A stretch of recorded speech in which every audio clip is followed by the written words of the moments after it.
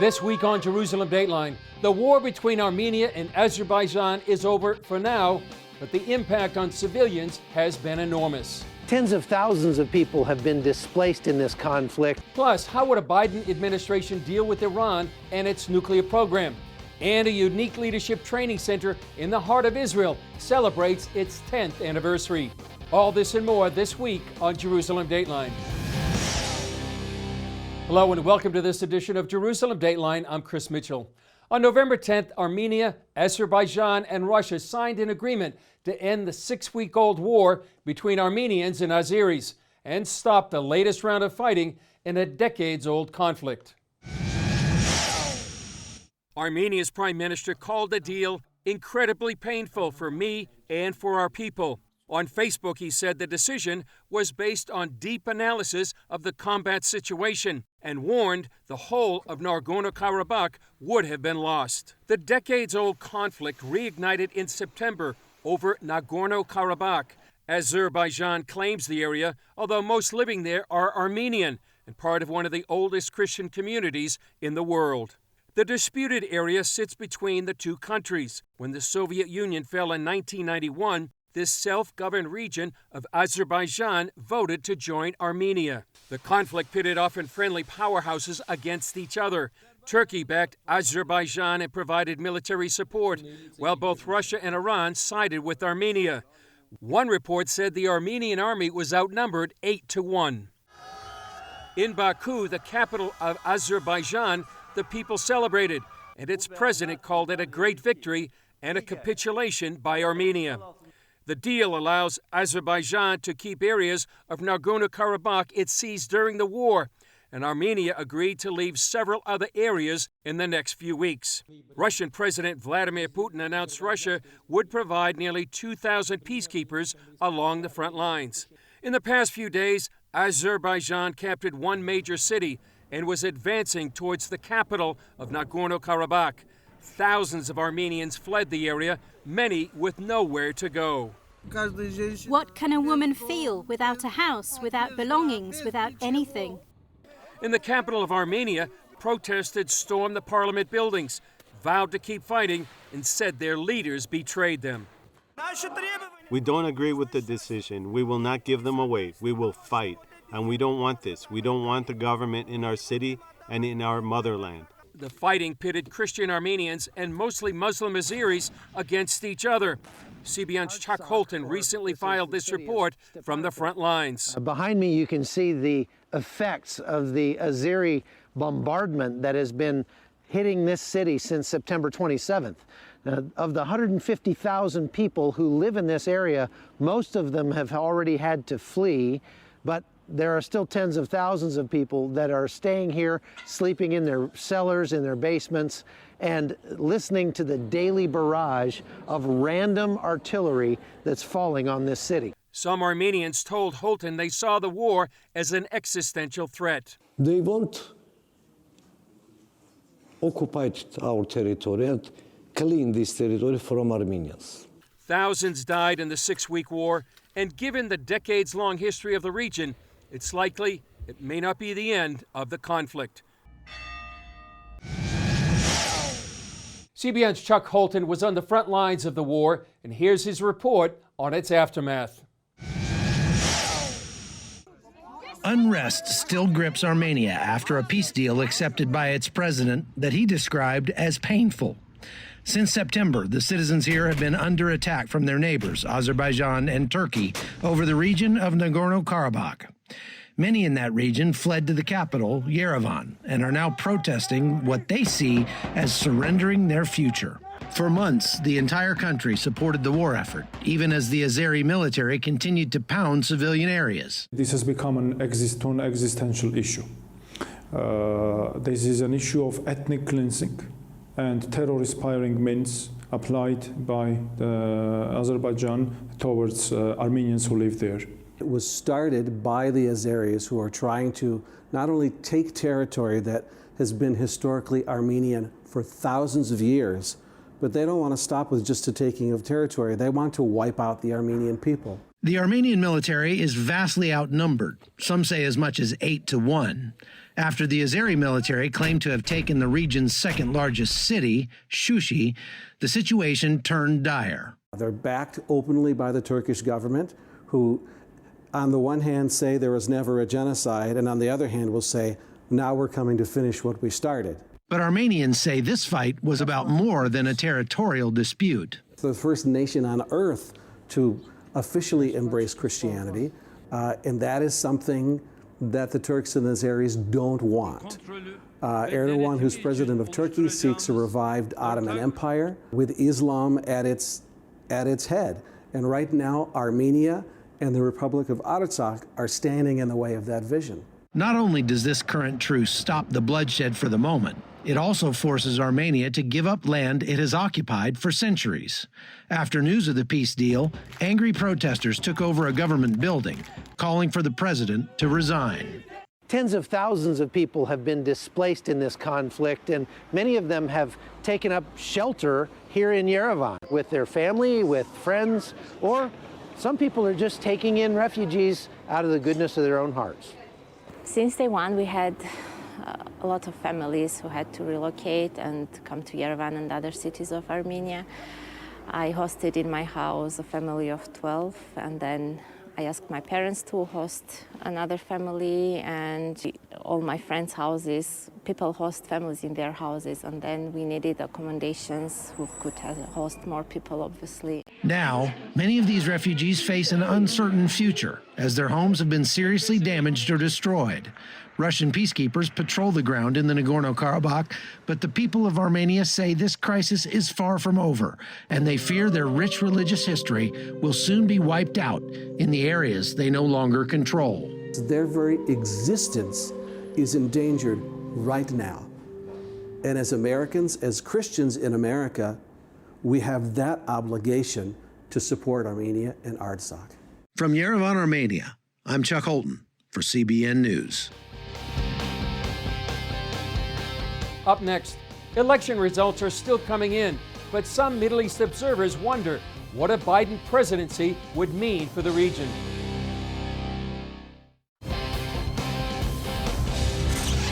With the presidential election still hanging in the balance, one major consequence is U.S. policy in the Middle East. Here's two reports on the potential relationship of a Biden-Harris administration with Iran and with the Palestinians. Israeli Prime Minister Benjamin Netanyahu and President Reuven Rivlin congratulated Joe Biden Sunday after his victory address. While final results could be tied up in the courts for weeks, Israeli leaders are already looking at one major foreign policy difference between President Trump and a potential Biden administration. The main concern for us is the Iranian issue. Vice President Biden said very clearly that he wants to re-enter the JCPOA, the agreement with the Iranians. He wants to improve it. But we know the Iranians, they will play their games. They will continue with deception, with lies. And at the end of the day, they will have the same agreement. The Obama administration forged the nuclear deal in 2015, and President Trump ended it in 2018. Former Vice President Biden and Senator Kamala Harris are on record to renew the deal. Their website states if Tehran returns to compliance with the deal, President Biden would re-enter the agreement, using hard-nosed diplomacy and support from our allies to strengthen and extend it. CBN News reached out to the Biden campaign asking if there has been any change. They have not responded as of airtime. We are worried about it, and if the U.S. will decide to re-enter the JCPOA without making the crucial changes, Israel will have to recalculate our approach to the nuclear race of Iran. Former Israeli ambassador to the UN, Danny Danon, tells CBN News what that recalculation entails. We will say very clearly, we will keep all options on the table. We will not allow the Iranians to obtain nuclear capabilities. So we will do whatever is necessary. We have the means to make sure that it will never happen, and we mean it. For the Biden campaign, a renewed Iranian nuclear deal would be on the table. While President Trump made history with the Abraham Accords, some believe a Biden White House would renew focus on the Palestinians. A Biden presidency would return to the policies of both the Obama administration and Clinton administration. We're giving precedence to the achievement of a Palestinian state based on the 67 borders with East Jerusalem and its capital. While the Biden-Harris website does not address the issue directly, Senator Harris told the Arab American News, "We are committed to a two-state solution, and we will oppose any unilateral steps that undermine that goal. We will also oppose annexation and settlement expansion. And we will take immediate steps to restore economic and humanitarian assistance to the Palestinian people." In 2018, the Trump administration ended funding to UNRWA, the UN Relief and Works Agency for Palestinian refugees. Over a period of 2.5 years, he got information to show that the UNRWA was actually a terrorist advocate, and he did what needed to be done and cut them off. UNRWA is making every sign that they expected Biden to reverse that process. David Badin has investigated UNRWA for 2 decades. The United Nations Relief and Works Agency is a terror advocate openly, without any. They don't mince words about it. They with military training in their schools, with school books which praise those who murder Jews, with school books which get children in the mornings to start their day with singing songs about wiping out the state of Israel. This is not appropriate for a United Nations agency. More than 300,000 young Palestinians attend these schools in the West Bank, Gaza, and Jerusalem. Badin asked Vice President Biden about UNRWA in 2016. Biden's written response said in part, "While there is still work to be done, Palestinian government has made significant progress in reducing inflammatory rhetoric and revising official textbooks." Now, I want to be very fair about this.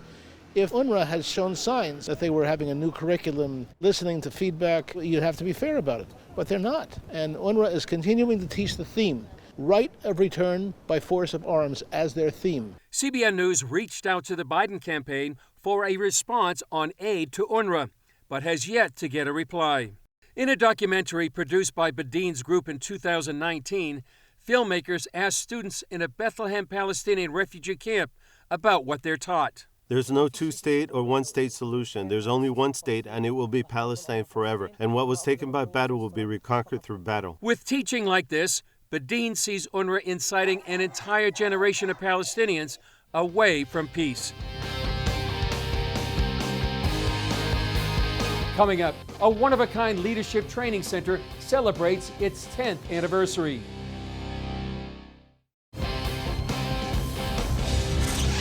Here's part 1 of a 2-part story on a remarkable center in the heart of Israel. 10 years ago, CBN News began to cover a story set here in the hills of ancient Samaria, part of Israel's biblical heartland. It began a partnership between Jews and Christians in building a one-of-a-kind training center here in the heart of Israel. Here's a look back at our story from 2010. These young Israelis are having fun, but it's fun with a purpose. You learn things about yourself that you didn't know before, you overcome fears, and it just makes you better. It will be the center for youth leadership in Israel. Ariel Mayor Ron Nachman is excited to welcome the new training center to this part of Israel's biblical heartland. There's nothing like that in Israel, and the concept is the key, is the essence of everything. It's not just climbing the high ropes or something like that. No. Beyond it, there is a whole theory of a concept of how to enrich the child, boy or girl, how to enrich a leader, how to enrich a community, how to enrich a country. The concept uses physical challenges, teamwork, and the Bible to teach principles of leadership. This all began when kids from Ariel visited a Christian retreat center in the U.S. called J.H. Ranch. And when the children came back from the ranch, they changed their whole behavior. And mother said to me, what I did not succeed to do with my child in the last 16 years, you did it in 2 weeks. It's the perfect outdoor classroom. Heather Johnston and her husband Bruce direct the J.H. Ranch. They suggested the idea to Nachman of a national training center for Israel's youth. He agreed that maybe this would be a great idea. And so he came to JH Ranch, and he is the one who really has birthed the vision in the nation of Israel. The program, endorsed by Israel's Ministry of Education, is based on the characters of the Hebrew Bible. Leaders like Abraham and Moshe and Esther and all of these leaders that really rose up at climactic times in Israel's history. How did they relate to God? Israelis want to develop what they describe as a Joshua generation. A generation that can come forth with a real new dynamic inside themselves, a spirit of courage and of faith in God, and an understanding of who they are in relation to themselves, the nation, and also the world. The Leadership Center is just a few months old, and so far several hundred have attended the course, but the eventual goal is for thousands, and then tens of thousands of Israelis to go through the center. Nachman says developing the center has been a remarkable partnership of Christians and Jews. Without the connection, I would say, and the connection and the relationship between us and our friends, the Christians in the United States, I could not raise this park. The center has already had an impact on the kids. If you want to enrich the young boy or girl, you need to give them some values that they will escort them to the rest of their life.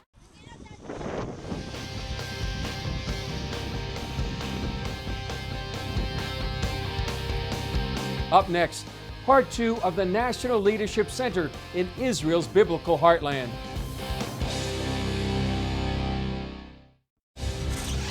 Here's part 2 of our story on JH Israel. 10 years later, the goal of tens of thousands has been met. In fact, 85,000 have gone through the center. The late mayor of Ariel, Ron Nachman, a man of legendary zeal and energy, has tragically passed away, but his vision for the National Center lived on. It not only fulfilled his vision, but many see it as the fulfillment of biblical prophecy. Ziplining can be a blast, and it's even better when the fun includes a purpose. This place is amazing. There is like so much important things here. It prepares you to be able to do things that you couldn't believe that you will do. And that's the goal of the National Leadership Training Center. Its strategy? Use physical challenges, teamwork, and the Bible to teach principles of leadership. So every day here, there is children all over Israel is coming. We speak with them about David and about Moses. We speak about their leadership and their places in life and how they can dream to be like them. The idea came about after kids from Ariel visited a Christian retreat in the U.S. called JH Ranch. Ranch directors Heather Johnston and her husband Bruce first suggested the idea of a similar training program for Israel's young people to Ariel's late mayor. Ron Nachman came to JH Ranch himself, and while he was there, we shook hands across the table on 7707 and agreed that we would build together a national leadership site for Israel. Johnston sees it as a fulfillment of prophecy. Ezekiel foresaw that once the cities would be rebuilt and the Jews would gather on the mountains of Judea and Samaria, he said in verse 26 of chapter 36, I will take out the heart of stone and give you a heart of flesh and put a new spirit in you. And we just foresaw that that was going to be the next step. We believe that God has begun a movement in the country, something that is going to continue. Endorsed by Israel's education ministry, the program focuses on biblical characters to help teach lessons. For example, this obstacle is called Goliath. Participants stand on an 18-inch platform at the top of a 30-foot pole. They jump 7 feet out and 7 feet up to grab a trapeze. The pole represents Goliath, the intimidating giant that stood and ridiculed Israel and literally stopped the military in their tracks. Well, in a similar way, we have Goliaths in our life, these huge giants, circumstantially, relationally, and we have to somehow find ourselves overcoming that or not overcoming it and trusting God at the same time, because the person on belay, if you happen to miss the trapeze, guess what? You've just done a free fall into the open space.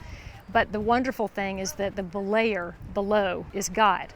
That person acts like God in your life, and they're always going to catch you. And now, more than 7 years in the making, the center met their goal, and it attracts people throughout Israel. People are telling each other over the medias, over people that bringing their friends. This is the way that we are recruiting people to come here. Johnston describes it as a remarkable partnership between Christians and Jews. It makes me feel like that we're a part of the unfolding of biblical history. God said, I'm going to beckon to the Gentiles, Isaiah 49:22, and I'm going to lift a banner to the nations, and they're going to carry you. They're going to put your daughters on their shoulders, your sons into their arms. In other words, when I want to rebuild this nation, I'm going to do it relationally. The park has already had a positive impact across generations and worldviews. I see parents and teenagers that start speaking with each other. I see Arabs and Jews speaking together. And remember Goliath? The pole shakes, and now the thing is to get over the platform. This reporter decided to take the challenge. There's a reason they call it the leap of faith. See for yourself. 1, 2, 3. Well, being on the Goliath was quite a challenge. Since that story, the National Leadership Center has grown even more. And after 10 years, many see an even greater future and believe that the best is yet to come. Chris Mitchell, CBN News at the National Leadership Training Center, Ariel Samaria in Israel's biblical heartland. Well, JH Israel is a remarkable center in the heart of Israel that's changing lives. Well, that's all for this edition of Jerusalem Dateline. Thanks for joining us. I'm Chris Mitchell. We'll see you next time on Jerusalem Dateline.